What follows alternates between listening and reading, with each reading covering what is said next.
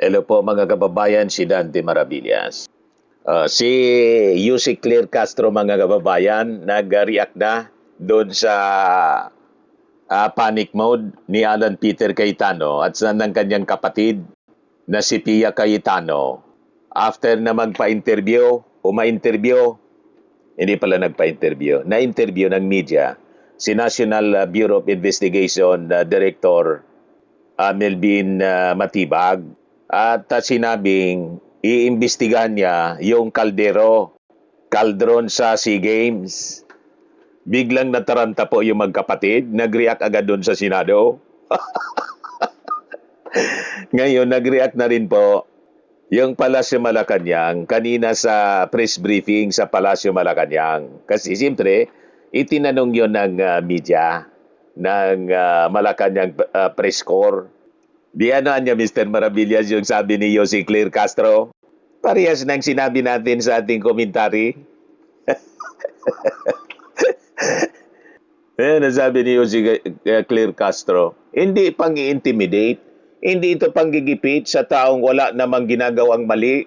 Correct, sabi nga natin, hindi man siya na-mention, wala mang pangalan na binabanggit po si Matibag. Bigla siyang nag-react at yung kapatid niya mga kababayan at sinabing chilling effect daw ito mga kababayan sa kanila o sa kanya. Bakit may chilling effect kung wala mang problemang ginawa, walang mali? Ang natatakot po sa pag-imbestiga, sa investigasyon, yung may ginawang mali tulad ni Sarah. May ginawang mali kaya takot na takot.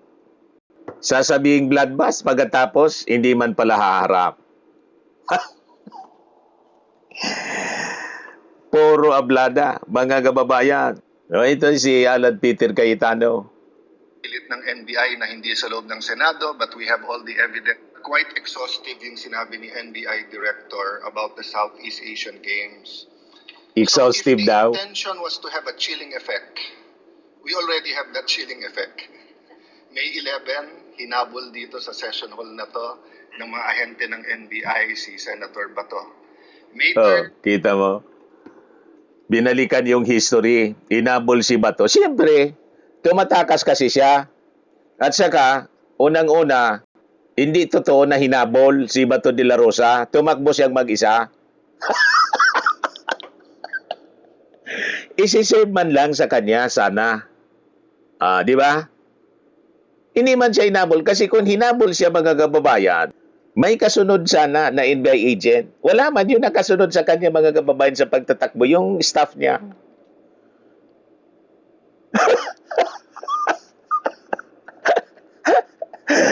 Nagtatakbo siya pataas kasi hinahabol niya mga kababayan yung pagboto para patalsikin si Tito Sen at pumalit si Alan Peter Cayetano. Nagkandara pa.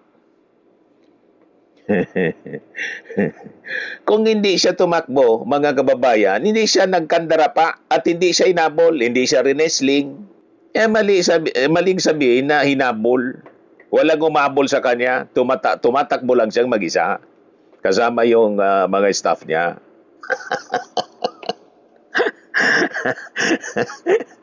Wala siyang intensyon na habulin. Kung hindi sana siya tumakas, hindi siya tumakbo, di walang habulan.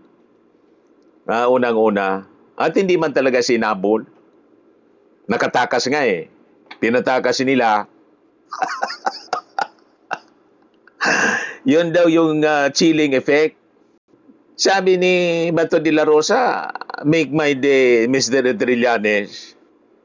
Anong ibig sabihin yun? Tapang-tapangan lang pala yung make by ni Mr. Trillanes. Kahit sumama ka pa, sumama nga si Trillanes. Mga maiisog kayo eh. Wala dapat na chilling effect sa inyo kasi ang projection ninyo sa inyong mga sarili, mga matatapang kayo. So hindi pala totoo na matapang kayo kasi may chilling effect. Tapos ang sunod daw mga kababayan, yung the Senate is under attack. Wala man pong binabaril doon sa direksyon ng pinapaputukan based mismo sa investigation ng CIDG. Wala mang naniniwala sa inyo na the Senate is under attack. Inulit na naman ni Alan Peter Cayetano ngayon. Nagkaroon ng enkwentro, putukan, Enkwentro pinipilit daw. ng NBI na hindi sa loob ng Senado, but we have all the evidence that it was inside the Senate. Go ahead if you want to investigate. But I just want to put on record, mukhang misfire. Bakit? Yung sinasabi niyang infrastructure na walang bidding, first of all, the procurement law has many modes of procurement. So don't make it appear sa public na just because walang bidding, may anomalya na to. Okay. Unang-una, dapat hindi niya ito dinidiscuss dyan kasi irrelevant. Nag-react si Ping Lacson mamaya.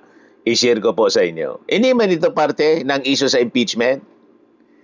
Bakit dinidiscuss niya dito? Sabi ko nga, kung ako ang presiding officer or any member of the Senate dapat, ang ginawa, in-stop siya, in-out of order itong si Alan Peter Cayetano kasi dinidiscuss niya, hindi man related sa impeachment issues. Another issue ito, mga kababayan, hindi man kasama sa agenda.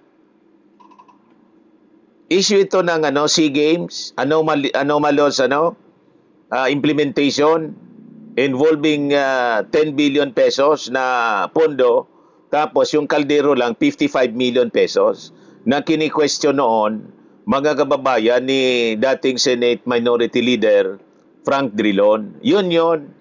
So, hindi unang-una, di naman dapat ito nire-raise niya doon. Di ba? Secondly, bakit ko sinabing misfire? Hindi po sa I'm referring to the director ng NBI Matibag. I had nothing to do with the infrastructure. A marites accusation toward. Yan naman pala, bakit may chilling effect sa inyo? Hindi ka man pala involved. Bakit nagre-react po kayo? Dapat hindi na lang ninyo pinansin. Unang-una, hindi man kayo binanggit. Walang binabanggit na pangalan na senador. Wala. Bigla na lang kayo nag-react. Nalata tuloy na may problema. Kasi kung hindi po kayo pumiyok, kung sa manok, pumiyok agad kayo, nalata tuloy na may sugat. It's me that affects this court because I am now a senator judge. So I hope this is the last time that I'm going to have to speak about this. But definitely, we've been speaking about this. Dapat nga, hindi mo yan tinatapik dyan. Hindi mo dapat siya tinatapik dyan kasi impeachment court siya. Out of order. Wala sa agenda. Irrelevant. Kayo man lang ang nagsalita ng ganyan dyan. Kayo magkapatid. Wala mang interest yung ibang mga senador kung hindi ninyo yan ni-raise sa session mismo, sa impeachment trial mismo. Di ba? Nagpapalata kayo. Kami. I am bothered. O yan o. Si There is Pia. no jurisdiction in the world that allows a judge to. Walang jurisdiction po. Kayong impeachment court, natalakayin yan na SEA Games kasi hindi man siya parte ng ebidensya. Di ba po? A world that allows a judge to be pressured and intimidated. And I ask Bakit naman kayo mapipressure kung walang sala? each one of you, my dear colleagues, payag ba tayo sa ganito? Papanik Dito na na o ba tayo dito ngayon? hinihingal? Kinambahin po natin ang Sabi po ng Palasyo Malacanang, hindi dapat magkaroon ng reaksyon dahil iimbestigan lamang ay sila ay iisa-isahin na. Kung wala namang dapat katakutan, hindi kailangang ma-intimidate o magalit sa anumang pag-iimbestiga saad ni Jose Castro. Correct. Bakit gano'n na lang ang kanilang reaksyon, mga kababayan, at na-intimidate sila? O, di ba? O, ito. Naitanong dito sa Malacanang press corps kanina. Naitanong ng Malacanang press corps sa press briefing ng PCO kanina. Please to Nagdalog News Watch. Good Ilan afternoon. sa pag-inom ng mga- I'll start po with Senators Alan Peter and Pia Cayetano says the NBI's planned probe into the 2019 SEA Games is meant to intimidate senator judges and distract them from the impeachment trial. Because una pong nasabi ni Director Matibag na gusto nilang tingnan yung naganap umano o posibleng anomalya noong 2019 SEA Games, including yung 10 billion unliquidated funds, lack of competitive bidding, and questionable 50 million cauldron or caldero. So una po, does Malacanang support this investigation, and how does the palace want to respond to claims that it is meant to intimidate senator judges? Una-una po, mandato naman po ng pamunuan ng NBI na mag-imbestiga kung meron po silang narinig, nalaman na anomalya. Hindi po kailangan utusan ng Pangulo. Mandato po yan ng NBI, ng Correct. CIDG, ng PNP. Trabaho po nila yan. Kung ito ay sinasabing panggigipit, ang aking pong narinig lamang ay ito ay paiimbestigahan ni NBI Director Matibag dahil kung inyo pong matatandaan, magtatayo po ng NBI Academy dito sa New Clark City. At the time na nagkaroon sila ng pagpupulong ay mayroong nakapagsabi sa kanya na mayroong mga issue patungkol sa korupsyon nung ito daw ay isinagawa. So ito yung nabanggit lang naman sa kanya at naisumbong bilang isang namumuno sa NBI. Kapag may nadinig na gano'n, ano ba ang dapat gawin? Correct. Isa walang bahala, tulugan, ignore, o imbestigahan? Hindi po ba dapat na imbestigahan hindi dahil gusto niyang manira o makadiskaril ng isang tao? Pangalawa,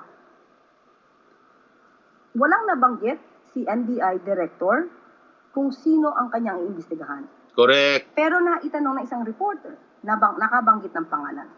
At ito naman ay sinang-ayunan niya. Sinabi niya na makikipagtulungan sa kanyang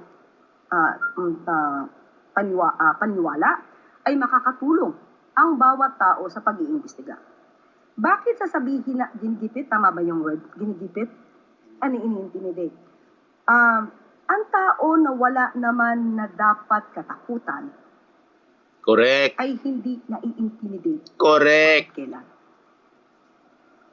Ang pag-iimbestiga na gagawin dahil meron naman talagang issue noong pang 2019, hindi ito pang-i-intimidate, hindi ito panggigipit sa mga taong wala namang ginawang mali. Correct. So hindi dapat magkaroon ng reaksyon na dahil iimbestigahan lamang ay sila ay iisa-isahin na. Correct. Kapag ganun kasi ang mga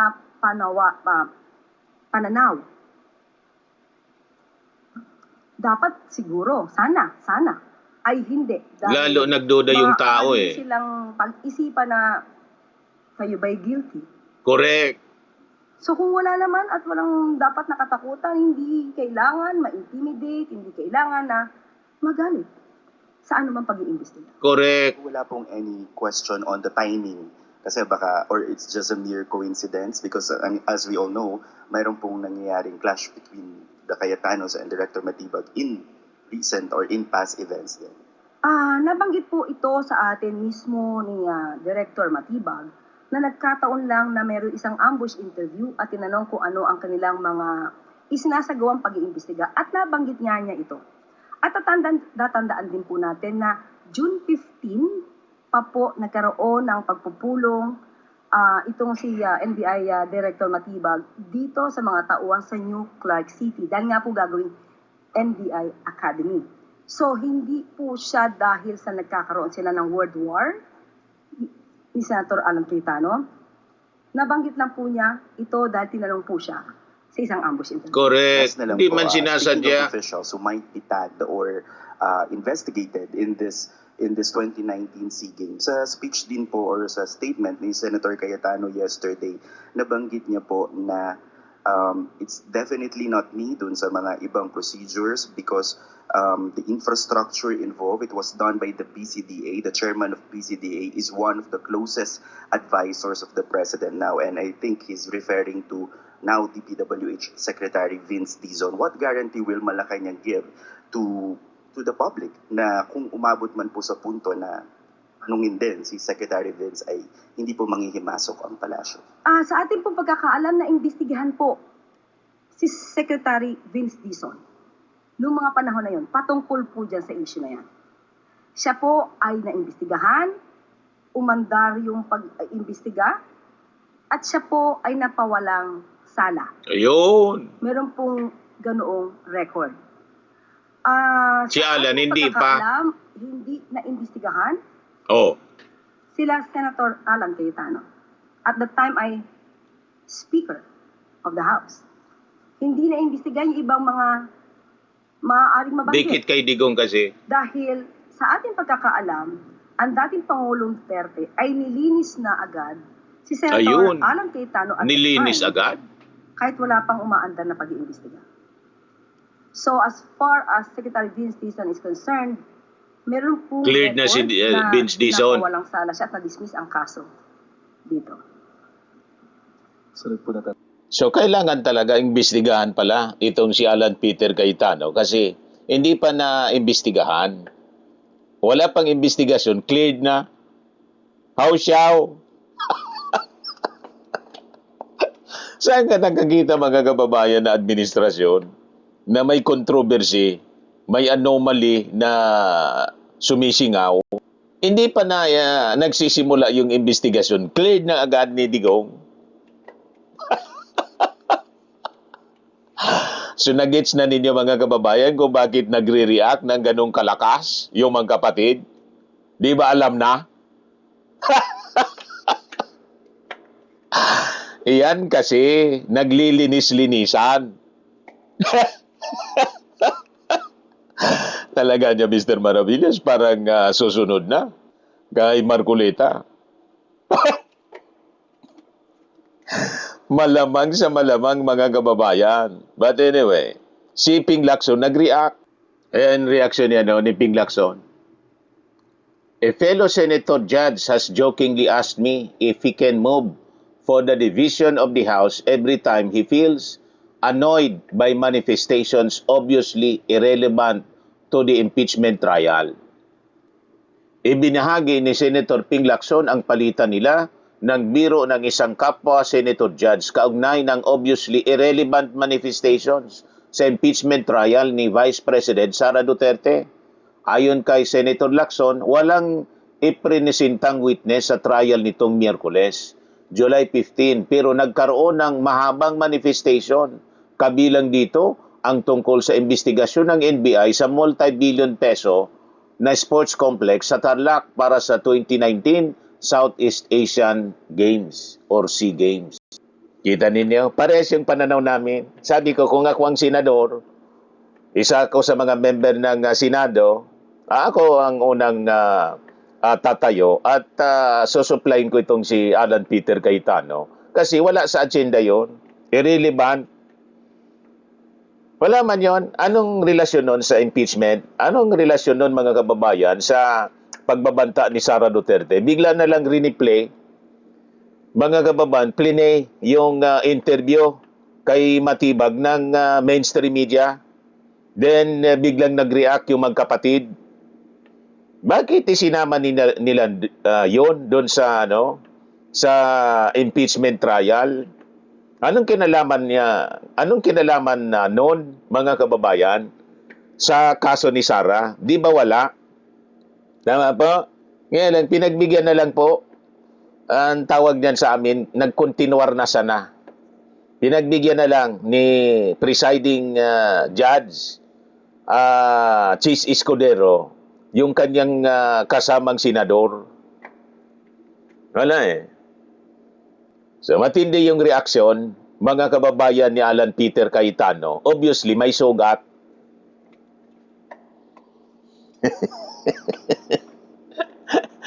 Ayun man lang po mga kababayan. Maraming salamat po.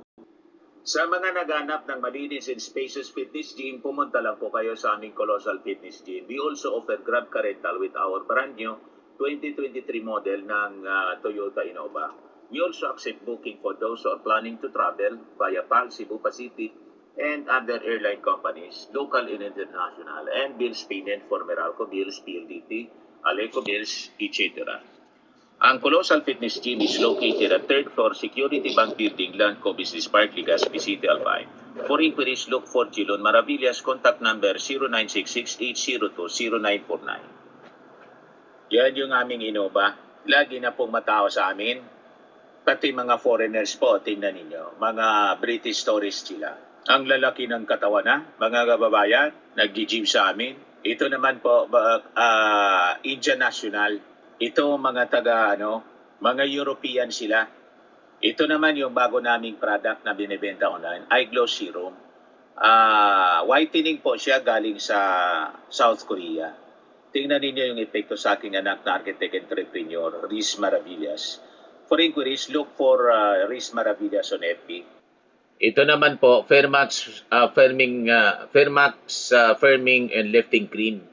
Pinapahid sa mga pulses and other affected area. Mainam po sa mga pains at paninigas na mga kaso-kasuan. Ito po, Automax Radiant Serum. Sa mukha naman yung application. Anti-aging po siya. You will look 10 years younger than your age. Ito naman po yung bagong product naming binibenta online. I am a worldwide amazing pure organic barley powdered drink mix from Australia. Mainam po ito sa mga cancer patients. Tulad nitong si Yolitan, isang ovarian cancer survivor. Sabi niya, barley did not just save my life, it gave me a new life. In 2019, Yoli faced the fight of her life through surgery and harsh chemotherapy. I am worldwide amazing pure organic barley became her source of strength.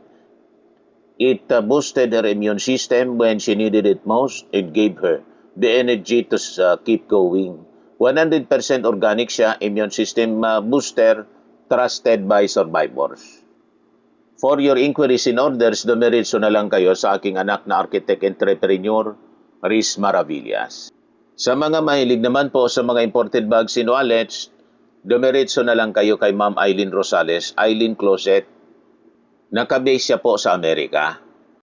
Ito yung live streaming niya, live selling, mga kababayan, every Sunday, 7 o'clock in the evening, Philippine time.